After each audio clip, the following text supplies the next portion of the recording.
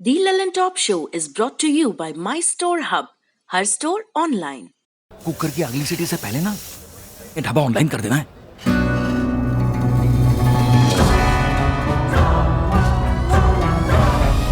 हम हो गए ऑनलाइन।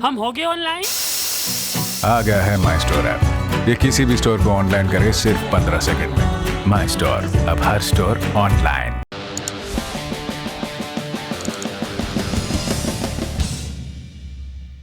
नमस्कार, मैं हूं निखिल और आप देख रहे हैं दी लल्लन टॉप शो। कोरोना के टीके का साल भर लंबा इंतजार अब खत्म हो रहा है। कल यानी 16 जनवरी को भारत में आधिकारिक रूप से कोरोना के बचाव के लिए टीकाकरण शुरू होगा। हफ्ता पूरा होते होते देश में लाखों लोग होंगे जिन्हें कोरोना का टीका लग चुका होगा। देश में टीकाकरण पहली बार हो रहा है ऐसा नहीं है, लेकिन महामारी के अनुभव ने यह तय कर दिया था कि कोरोना का टीका बनने से लेकर लगने तक की पूरी कवायद में लोगों की खूब दिलचस्पी होगी। आपके मन में तमाम सवाल भी होंगे कि टीका कहाँ लगेगा, कैसे लगेगा, किसे लगेगा। इन सारे सवालों के जवाब देने की कोशिश हम आज दिन की बड़ी खबर में करेंगे, लेकिन सबसे पहले आप ये वीडियो देखिए। और आप अच्छी तरह जान लीजिए, आप अच्छी तरह जान लीजिए, जरा जा करके दूसरे राज्यों में भी चले जाइए। मैं भला आपसे कोई बात कर सकता हूँ? आप इतने महान व्यक्ति हैं और आप किसके समर्थक हैं? मैं आपको डायरेक्ट पूछ रहा हूँ। आप जो जिनको राज मिला 15 साल तक, पति पत्नी के राज में जितना अपराध होता रहा, आप उसको क्यों नहीं हाईलाइट करते हैं? आप करिए। हम क्या है भाषण दे रहे हैं? हम कोई भाषण नहीं दे रहे हैं। आप जो आजकल जो भी किसी के चीज के बारे में, कोई भी किसी चीज के बारे में जो लोग बोलते हैं, एक एक चीज पर एक्शन लिया जाता है। लेकिन अब आपका तो हम कर नहीं सकते हैं, आपकी तो हम बड़ी इज्जत करते हैं, लेकिन इन दिनों आपके जो खासियत सलाहकार हैं, आप उन पर भी जरा ध्यान दीजिए और नई ट्रेनिंग भी करवाइए।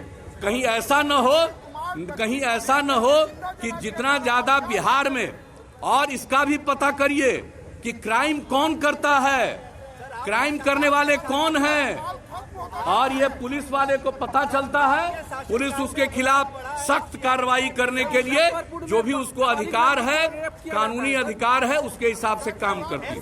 बहुत बहुत धन्यवाद। आप पूछिए।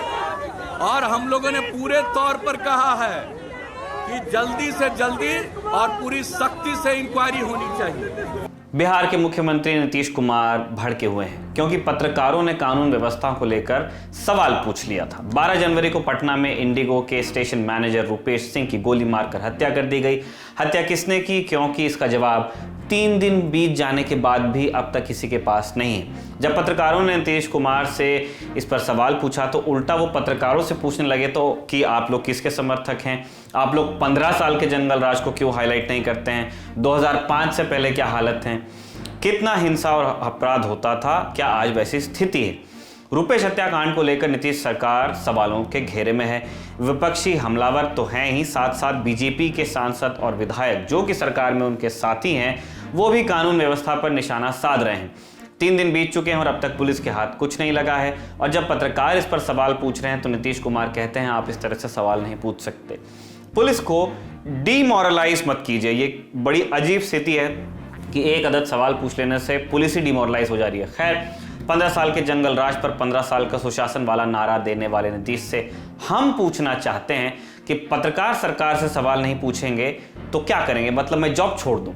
और ये क्या बेहुदा तर्क है कि 15 साल पहले के जंगल राज को हाईलाइट करो। सीएम साहब अभी आप सरकार चला रहे हैं, इसलिए सवाल भी आपसे ही होंगे और आप इतना चिढ़ मत जाया कीजिए। आप जवाब नहीं दीजिएगा तो क्या कीजिएगा दिन के 24 घंटे? बतौर सीएम आपके काम में जनता के उन सवालों के जवाब देना भी शामिल है जो प्रेस के जरिए उठाए जाते हैं। अब हम जा रहे हैं दिन की सुर्खियों की तरफ। नीतीश बाबू, इस बारे में सोचिएगा। पहली सुर्खी बंगाल से है। टीएमसी छोड़ने वाले नेताओं की लिस्ट में एक और नाम शामिल होने की चर्चा तेज हो गई है। ये नाम है बीरभूम से सांसद शताब्दी रॉय का। शताब्दी रॉय ने एक फेसबुक पोस्ट लिखकर अपनी पार्टी के प्रति नाराजगी जाहिर की थी। शताब्दी ने आरोप लगाया था कि उन्हें अपने संसदीय क्षेत्र के कार्यक्रमों में भी नहीं बुलाया जा रहा है। उन्होंने लिखा, मुझे अपने लोगों के साथ रहना पसंद है, लेकिन कुछ लोग ऐसा चाहते नहीं हैं। अक्सर मुझे कार्यक्रमों में सूचित नहीं किया जाता है, उसमें बुलाया नहीं जाता है। मैं क्या कर सकती हूँ? इस फेसबुक पोस्ट के बाद ये अटकलें लगाई जाने लगी थी कि शताब्दी टीएमसी छोड़ सकती हैं। कहा यह भी जा रहा है कि कल वे दिल्ली में अमित शाह से मुलाकात कर सकती हैं। हालांकि 29 दिसंबर को जब बीरभूम में ममता बनर्जी ने रैली की थी तो शताब्दी उनके साथ मंच पर नजर आई थी। शताब्दी रॉय बंगाली सिनेमा की जानी मानी अभिनेत्री रही हैं। 2009 में ये पहली बार बीरभूम लोकसभा सीट से संसद पहुंची थी। 2014 और 2019 में भी उन्होंने इस सीट से जीत दर्ज की थी। दूसरी सुर्खी उत्तर प्रदेश से है। एक दिन पहले यानी 14 जनवरी को बीजेपी में शामिल हुए पूर्व आईएएस अरविंद शर्मा को पार्टी ने एमएलसी यानी कि विधान परिषद के चुनाव में उम्मीदवार बना दिया है। मूल रूप से यूपी के रहने वाले शर्मा गुजरात काडर के आईएएस थे। उन्हें पीएम मोदी का काफी करीबी माना जाता है। गुजरात से लेकर पीएमओ तक जहां जहां नरेंद्र मोदी रहे वहां वहां अरविंद कुमार शर्मा भी मौजूद रहे, चाहे वो टाटा नैनो के फैक्ट्री को गुजरात लाना हो बंगाल से रेस्क्यू करके, या फिर भुज के भूकंप के बाद राहत और पुनर्वास का काम। निवेशकों को लुभाने के लिए हर 2 साल पर होने वाले वाइब्रेंट गुजरात का प्रमुख योजनाकार भी अरविंद शर्मा को ही माना जाता है। शर्मा का रिटायरमेंट 2022 में था, लेकिन उन्होंने वीआरएस लेकर बीजेपी ज्वाइन कर ली। माना जा रहा है कि एमएलसी बनने के बाद पार्टी उन्हें सरकार में बड़ी जिम्मेदारी दे सकती है। तीसरी सुर्खी 3 कृषि कानूनों के खिलाफ किसानों के आंदोलन से जुड़ी है। आज फिर से किसानों और केंद्र सरकार के बीच एक बैठक हुई। सुप्रीम कोर्ट के द्वारा कमेटी बनाए जाने के बाद ये पहली मीटिंग थी सरकार के साथ किसानों की, लेकिन इस बार भी वही हुआ जो पिछली तमाम बैठकों में हुआ था। किसान संगठन कानून वापस लेने पर अड़े रहे, जबकि सरकार संशोधनों पर। सरकार और आंदोलनकारी किसान संगठनों के बीच बातचीत फिर से बेनतीजा रही और अगली तारीख मिली है अब 19 जनवरी की। तारीख पे तारीख हो गया इनके साथ। बैठक से निकलने के बाद कृषि मंत्री नरेंद्र सिंह तोमर ने कहा कि सरकार चाहती है कि बातचीत से हल निकले और आंदोलन खत्म हो। सुनिए। चर्चा में उन्होंने अपना मत व्यक्त किया और हमारे मंत्री जी ने विस्तार से उस एक्ट को सभी यूनियन के साथ सामने रखा और उनकी जो शंकाएं उनको समाधान करने की कोशिश की, लेकिन चर्चा निर्णायक मोड़ पर नहीं पहुंच पाई।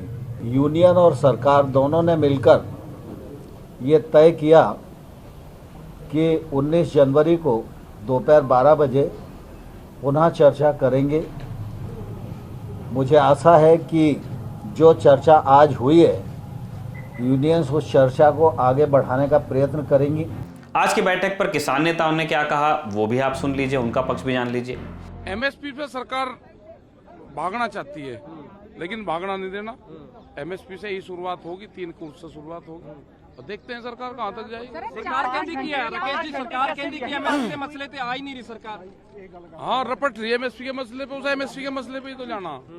कोर्ट में नहीं हम जा रहे, कोर्ट की कमेटी के सामने नहीं जा रहे और सरकार से ही हम बात करेंगे, उसी से ही कानूनों को वापसी करवाएंगे। ठीक है जी, अगला प्लान, एक्शन प्लान क्या रहेगा? अगला प्लान कोई महत्वपूर्ण बिंदु पर फोकस करने की बात? 2 ही बिंदु है, एमएसपी पे कानून बने, 3 कानून वापसी हो। टिप्पणीकारों का कहना है कि बेनतीजा मीटिंग्स सरकार को सूट करती हैं। वो ये भी कह पाते हैं कि किसानों से बात कर रहे हैं और चूंकि कोई नतीजा निकलता नहीं है, उन्हें रियायत देने की बातें करने के बावजूद कोई रियायत देनी नहीं पड़ती है। वक्त बीत जाता है, वक्त और संसाधन किसी भी आंदोलन के लिए इन दोनों पर पकड़ रखना बहुत मुश्किल होता है। फटीक से कृषि आंदोलन को तोड़ने की, उसको कमजोर करने की नीति कितना काम करती है, आने वाले दिनों में हम देखने वाले हैं। आखिरी सुर्खी में बात सेना दिवस की। हर साल 15 जनवरी को भारतीय सेना दिवस मनाया जाता है। साल 1949 में इसी दिन जनरल KM करियप्पा ने भारतीय सेना की बागडोर संभाली थी। इससे पहले भारतीय सेना का नेतृत्व ब्रिटिश कमांडर्स के ही हाथ में रहा था। आज नेशनल वॉर मेमोरियल पर CDS बिपिन रावत, थल सेना प्रमुख MM Naravane, air chief marshal RKS Bhadauria और नौसेना अध्यक्ष एडमिरल करमबीर सिंह ने शहीदों को श्रद्धांजलि दी। दिल्लन ऑन टॉप परिवार भी सेना के तमाम रैंक्स, उनके वेटरन्स और उनके परिवार वालों को सेना दिवस की हार्दिक बधाइयां देता है। चलते हैं आज दिन की बड़ी खबर पर। देश में कोरोना का टीकाकरण शुरू होने में अब महज कुछ घंटे बचे हैं जब इस एपिसोड की रिकॉर्डिंग हो रही है। 16 जनवरी 2020 का दिन इतिहास में इस तरह से अंकित होगा कि इस दिन कोरोना महामारी के बचाव के लिए दुनिया का सबसे बड़ा टीकाकरण अभियान शुरू हुआ भारत में। तो पहले दिन कोरोना का टीका किसे लगेगा, किस तरह से टीका लगेगा, मोदी सरकार ने राज्यों को टीकाकरण से ठीक पहले क्या कह दिया, ये सब आज के शो में विस्तार से आप जानने वाले हैं। देश में पहली बार टीका नहीं हो रहा है। पहले भी हेपेटाइटिस, चेचक या पोलियो के टीकाकरण अभियान चले हैं, लेकिन कोरोना के टीकाकरण में पहली बार ऐसा होगा कि शुरुआत सिर्फ वयस्कों से की जाएगी। कल देश भर में जिन लोगों को टीके लगेंगे वो सिर्फ 18 साल या उससे ज्यादा के उम्र के ही होंगे। इससे पहले के टीकाकरण अभियान बच्चों के लिए भी चलाए गए हैं। इस अभियान की और भी कई खास बातें हैं, जैसे 2 ब्रांड्स का टीका आया है मार्केट में जो सरकार लेकर के लोगों को लगाने वाली है। तो ये कैसे तय होगा कि कौन सा टीका किसे लगेगा, कौन से ब्रांड का, इसको लेकर के नियम क्या हैं, मोदी सरकार ने राज्यों के लिए क्या नियम बताए हैं, कल किन लोगों को टीके लगेंगे और कैसे होगा, ये सब कुछ ये हम जानने वाले हैं इसी शो में। पहला बिंदु, 16 जनवरी को टीकाकरण किस तरह शुरू होगा। पीएम मोदी इसकी शुरुआत करेंगे। बताया जा रहा है कि पहले दिन 3 लाख लोगों को वैक्सीन लगाई जाएगी। 3000 जगहों पर वैक्सीनेशन शुरू करने का प्लान था, जिसे बढ़ाकर 5000 कर दिया गया है। प्रायोरिटी सेट है। पहले फ्रंटलाइन वर्कर्स और बुजुर्गों को टीका लगेगा। फ्रंटलाइन वर्कर्स का आशय स्वास्थ्य कर्मियों, पुलिस विभाग और ऐसे कर्मचारियों से है जो सरकारी काम के लिए रोजाना कई लोगों से मिलते हैं, मिसाल के लिए नगर निगम के कर्मचारी। फिर जब वैक्सीन की अगली खेप आती जाएंगी तो बाकियों को भी टीका मिलने लगेगा। कल कोरोना के कौन से 2 टीके भारत में लगाए जाएंगे ये समझें। पहला टीका है ऑक्सफोर्ड एस्ट्राजेनेका का डेवलप किया हुआ। भारत में इस टीके को पुणे के सीरम इंस्टीट्यूट ऑफ इंडिया ने कोविशील्ड नाम से तैयार किया है। इस टीके के ट्रायल पूरे हो चुके हैं और रिजल्ट्स के आधार पर इसे करीब 70% असरदार बताया गया है। दूसरा टीका है भारत बायोटेक का डेवलप किया हुआ कोवैक्सीन। भारत बायोटेक ने ICMR के साथ मिलकर इस वैक्सीन को तैयार किया है। इसके तीसरे फेज का ट्रायल अभी पूरा नहीं हुआ है, इसलिए इमरजेंसी यूज की परमिशन देने पर सवाल उठे थे, लेकिन वैज्ञानिकों ने इसे सुरक्षित माना है। केंद्र ने हर राज्यों को दोनों टीकों के डोज दिए हैं। मसलन दिल्ली, केजरीवाल सरकार के मुताबिक दिल्ली को केंद्र सरकार से अब तक 2,74,000 टीकों के डोज मिले हैं, खुराक मिली है। इनमें से कोविशील्ड की संख्या करीब 2.5 लाख के आसपास है और कोवैक्सीन की संख्या करीब 10,000 डोजेस की है। एक सेंटर में एक ही तरह का टीका लगेगा। एक सेंटर में एक कंपनी का वैक्सीन लगाने की वजह बताते हुए दिल्ली के स्वास्थ्य मंत्री सत्येंद्र जैन ने जो कहा वो आपको समझना चाहिए। आपको समझ आएगा कि क्यों ब्रांड कॉन्शियस हो रही है सरकार, एक जगह एक और दूसरी जगह दूसरा लगाने में। सत्येंद्र जैन बता रहे हैं कि वैक्सीन को मिक्सअप नहीं किया जा सकता है, क्योंकि किसी एक लाभार्थी को जो वैक्सीन लगाई जाएगी वही वैक्सीन 1 महीने बाद भी उन्हें लगेगी, तो फिर उन्हें मिक्स नहीं कर सकते हैं आप एक ही सेंटर पे अलग अलग तरह के वैक्सीन को। तीसरे बिंदु पर आते हैं। केंद्र सरकार ने सभी राज्यों को टीकाकरण से 48 घंटे पहले कुछ दिशा निर्देश जारी किए हैं उनके लिए। ये क्या निर्देश हैं? पहला निर्देश है वैक्सीन केवल 18 साल या इससे ज्यादा उम्र वाले लोगों के लिए है। दूसरा निर्देश, प्रत्येक व्यक्ति को वैक्सीन की 2 डोज लगेगी और दोनों डोज के बीच में 14 दिन का अंतर होगा। तीसरा बिंदु और बहुत ही इंपॉर्टेंट है, आपको ध्यान से सुनना चाहिए, गर्भवती महिलाओं और बच्चों को स्तनपान कराने वाली माओं के लिए स्पष्ट निर्देश है कि ऐसी महिलाएं वैक्सीन अभी ना लगवाएं। इन वैक्सीन के किसी भी क्लिनिकल ट्रायल में ऐसी महिलाओं को भी शामिल नहीं किया गया था। जैसे जैसे वक्त आगे बढ़ता है और नतीजे आते हैं तो इस पर थोड़ी सी क्लैरिटी और आएगी, लेकिन हाल के लिए इन्हें वैक्सीनेशन में शामिल नहीं होना है। ये भी कहा गया है कि जिनमें कोरोना के लक्षण हैं या कोरोना से ठीक होने के बाद एंटीबॉडीज बची हुई हैं उन्हें फिलहाल वैक्सीन न दी जाए। ऐसे लोगों को भी वैक्सीन देने से मना किया गया है जो किसी अन्य गंभीर बीमारी के चलते फिलहाल अस्पताल में हैं। जिन लोगों को पहले कभी कोविड-19 हो चुका है लेकिन अभी उनके शरीर में एंटीबॉडीज नहीं है, उन्हें वैक्सीन दी जा सकती है। जिन लोगों को प्लेटलेट्स डिसऑर्डर या खून से संबंधित कोई बीमारी है उन्हें वैक्सीन देने में खास सतर्कता बरती जाएगी। HIV पॉजिटिव्स को भी वैक्सीन दी जा सकती है। हालांकि यहां संभावना जताई जा रही है कि ऐसे लोगों में वैक्सीन का असर थोड़ा कम देखने को मिल सकता है। अब 5वें बिंदु पर आते हैं। वैक्सीन लगाने से अगर किसी की तबीयत खराब हो जाती है तो कौन जिम्मेदार होगा? सरकार और वैक्सीन मेकर्स के बीच वैक्सीन खरीदने के लिए जो करार हुआ है उसमें यह साफ कर दिया गया है कि ऐसी किसी भी स्थिति में जवाबदेही वैक्सीन मेकर्स की ही होगी। वो गेंद दूसरे के पाले में नहीं फेंक सकते हैं। इसके लिए ड्रग्स एंड कॉस्मेटिक एक्ट से रेफरेंस लिया गया है। मेकर से कहा गया है कि वैक्सीनेशन शुरू होने के बाद भी वे लगातार इस बात पर नजर रखें कि बड़े पैमाने पर इसका असर कैसा हो रहा है। अगर कोई बात ऊपर नीचे होती है तो तुरंत इसे संज्ञान में लें। छठा बिंदु, कोविशील्ड और कोवैक्सीन के अलावा भारत में फाइजर की वैक्सीन भी आएगी क्या? ये बहुत लोग जानना चाहते हैं। कोविशील्ड और वैक्सीन के अलावा एक और वैक्सीन है जो अभी हमारे देश में तो नहीं है, लेकिन उसकी खोज खबर खूब है, फाइजर की वैक्सीन। इससे भी बहुत उम्मीदें हैं। यूके में इसे इमरजेंसी अप्रूवल मिल चुका है, वहां वैक्सीनेशन चल भी रहा है इसे लेकर के, लेकिन फिलहाल इस वैक्सीन को भारत आने में और यहां अप्रूवल लेने में कुछ समय लगेगा। कारण यह है कि भारत ने साफ किया है कि किसी भी विदेशी टीके को भारत में अप्रूवल यदि चाहिए तो उसे यहाँ की स्थानीय नियामक संस्थाओं के तहत ट्रायल्स करने होंगे, फिर आवेदन देना होगा, उसका अध्ययन होगा और उसके बाद ही उन्हें परमिशन मिलेगी। यही चीज कोविशील्ड ने भी की थी, तब उनको परमिशन मिली है, बाकियों को भी करना पड़ेगा। वैक्सीन स्ट्रैटेजी के लिए बने सरकारी पैनल को हेड कर रहे विनोद पॉल भी लोकल ट्रायल्स की इस जरूरत पर मुहर लगा चुके हैं। भारत सरकार अभी भी स्टैंड पर कायम है।